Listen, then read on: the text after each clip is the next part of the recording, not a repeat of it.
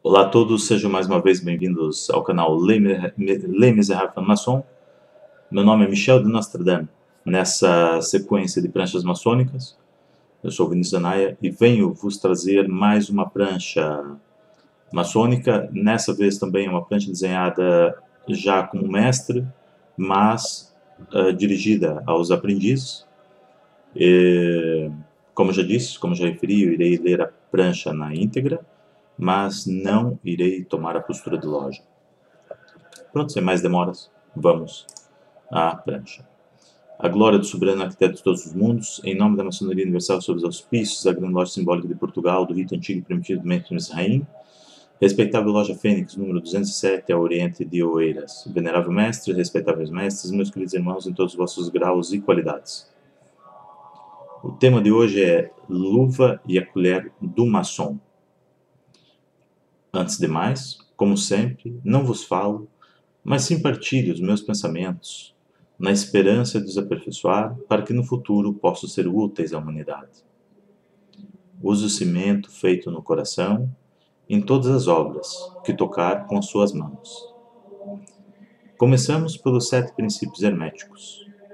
No nosso livrete do primeiro grau, diz que a luva serve também para levar o cimento dos maçons, para assentar as pedras nas suas obras. Esse cimento e essa obra requerem um aprendiz, servente, um companheiro, pedreiro, e por sua vez um mestre de obra para interpretar o plano elaborado pelo arquiteto.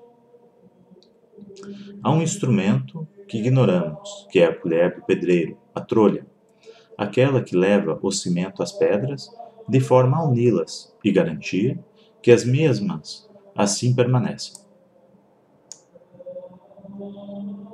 É também responsável por alisar os pequenos defeitos que por vezes o aprendiz pode ter deixado na pedra, mas também é o aprendiz que elabora esse cimento e que posteriormente o companheiro já experiente sabe onde deve aplicar e em que quantidade aplicar esse mesmo cimento.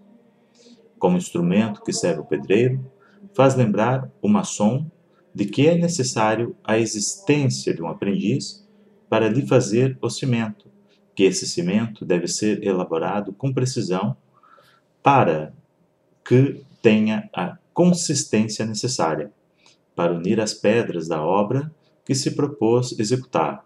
Obra essa que precisa de ser auxiliada por um mestre, de forma a instruir o companheiro do trabalho que deve ser executado.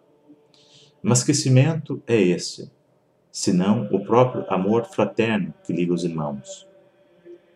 Ou antes, a egrégora.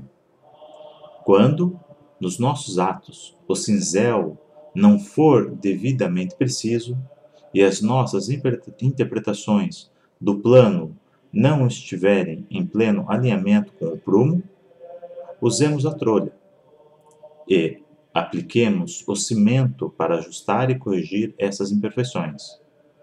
Apaziguemos os nossos corações e tenhamos a trolha sempre à mão, para continuar a unir todas as pedras lapidadas pelo aprendiz e aprumar e nivelar as pedras assentadas. Não dominamos o verbo, por isso, saibamos usar os nossos instrumentos para continuar a construção da obra que levamos a cabo, diz Michel de Nostradame. Aqui eu gostaria e quero fazer algumas notas. Como eu já disse, é uma prancha desenhada para o aprendiz, ainda com esse intuito de pescar o aprendiz e identificar também o recipiendário. Mas se vocês observarem bem, essa prancha também eu desenhei ela com intuito para os mestres, para mostrar para os mestres que não se é mestre se não houver um aprendiz. Não se é mestre sem ter se percorrido o caminho. Isso por quê? Porque alguns maçons, a chegarem ao grau de mestre, eles esquecem o valor que o aprendiz tem. Eles esquecem o valor de ser companheiro. E eles pensam que agora, por serem mestre, eles desfilam com o avental e, de facto, eles não acabaram por não fazer o trabalho que deveria ser feito atrás e apenas exaltam o seu próprio ego. Eu posso vos dar um exemplo.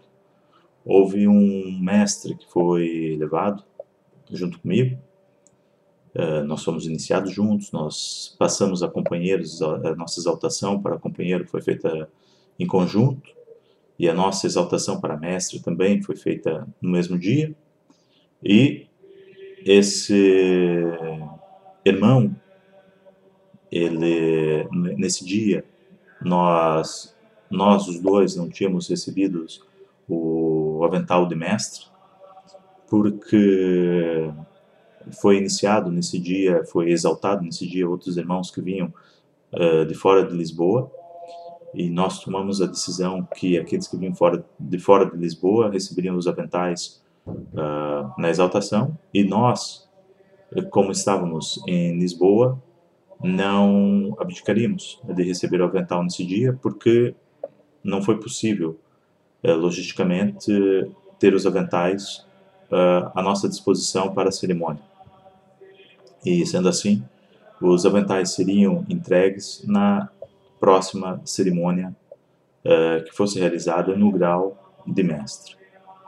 E esse nosso irmão, eu na altura era o grande intendente do patrimônio, e esse nosso irmão, sabendo que eu era um grande intendente do patrimônio, sabendo que eu iria receber os aventais já na próxima semana, ele contactou-me no meio da semana a perguntar se eu já tinha recebido o avental e se eu poderia lhe dar o avental, porque ele queria ir na próxima sessão de aprendiz já com o avental de mestre.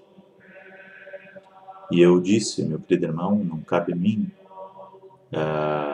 vestir-te com o avental de mestre, mas sim ao nosso venerável mestre.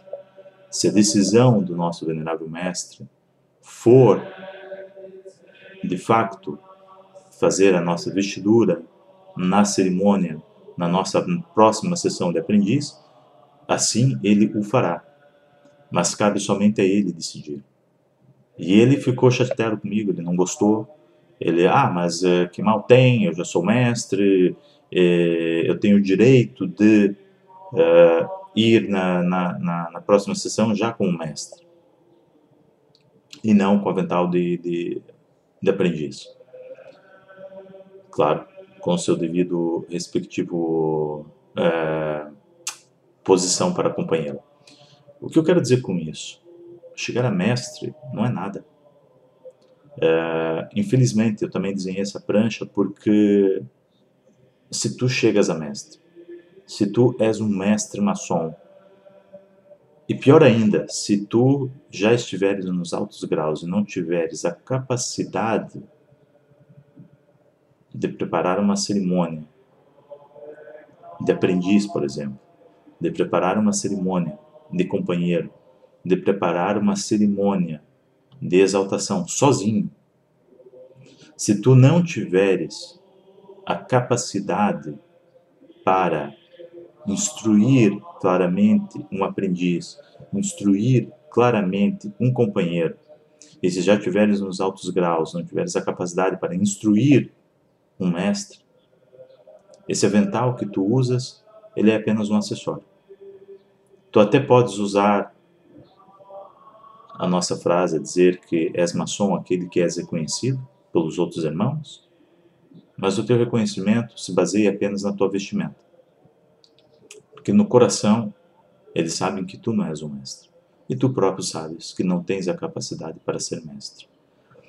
E se por acaso, tu fores um desses mestres, que a importância da tua vestimenta é maior do que a importância do teu intelecto, da tua alma, do teu espírito, tenha a humildade de voltar ao grau de companheiro e permanecer lá, até que compreendas o desejo de voltar a ser aprendiz. Disse: